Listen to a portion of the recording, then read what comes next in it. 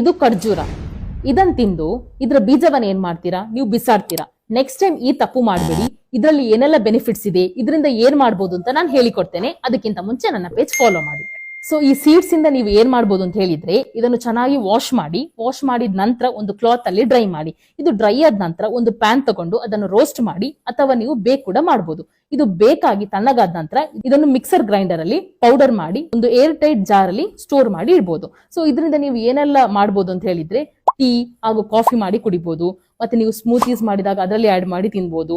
ಮತ್ತೆ ಸ್ಯಾಲಡ್ಸ್, ಸಬ್ಜಿ, ರೋಟಿ ಎಲ್ಲ ಮಾಡುವಾಗ ಇದನ್ನು ಆಡ್ ಮಾಡಿ ತಿನ್ಬಹುದು. ಸೊ ಇದು ರಿಸರ್ಚ್ ಮಾಡಿದ ಪ್ರಕಾರ ಇದರಲ್ಲಿ ಹೈಯೆಸ್ಟ್ ನ್ಯೂಟ್ರಿಷನಲ್ ಹಾಗೂ ಮೆಡಿಸಿನಲ್ ಪ್ರಾಪರ್ಟೀಸ್ ಇದೆ.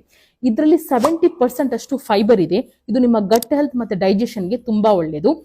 ಇದರಲ್ಲಿ ಐರನ್, ಜಿಂಕ್, ಕ್ಯಾಲ್ಸಿಯಂ, ಪೊಟ್ಯಾಷಿಯಂ ಕೂಡ ಇದೆ. ಇದು ನಿಮ್ಮ ಬೋನ್ಸ್ ಅನ್ನು ಸ್ಟ್ರಾಂಗ್ ಮಾಡುತ್ತೆ. ನಿಮ್ಮ ಸ್ಕಿನ್ ಹಾಗೂ ಹೇರ್ ಹೆಲ್ತ್ಗೆ ಕೂಡ ತುಂಬಾ ಒಳ್ಳೆಯದು.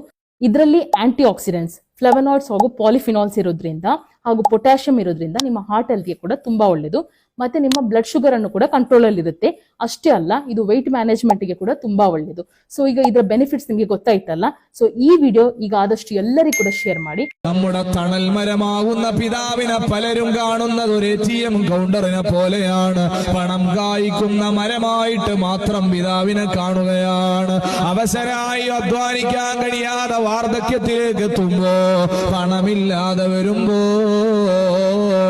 ആ പിതാവിനെ പരിഗണിക്കാത്തവരായ ഭാര്യമാരെത്രയാണ്, ആ പിതാവിനെ പരിഗണിക്കാത്ത മക്കൾ എത്രയാണ്. നീ ആ ഉപ്പാന്റെ കയ്യിലെ തഴമ്പ് കണ്ടിട്ടുണ്ടോ?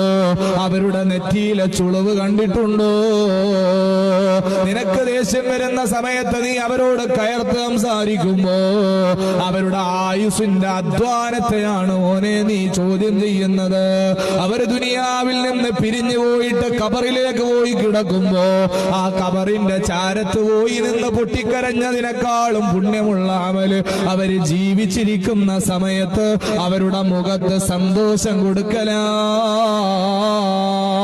നല്ല വസ്ത്രം നമ്മൾ ധരിച്ചുകൊണ്ട് ജീവിച്ച നാളുകളില്ലേ, സുഭിക്ഷമായ ഭക്ഷണം കഴിച്ചുറങ്ങിയ ദിവസങ്ങളില്ലേ, നല്ല നല്ല പഠന ഉപകരണങ്ങൾ നമുക്ക് വാങ്ങിത്തന്നവരില്ലേ, അതിന്റെ എല്ലാം പിന്നിൽ പ്രവർത്തിച്ചതാരാണ്? അവരുടെ ആഗ്രഹങ്ങളും യൗവനങ്ങളുമെല്ലാം വെയിലത്തും പാടത്തുമായി ചിലവഴിച്ചുകൊണ്ട് അവരുടെ ചോര നീരാക്കി നിങ്ങൾക്ക് വേണ്ടി കഷ്ടപ്പെട്ടതിന്റെ പരിണിത ഫലമാണ് ഇന്ന്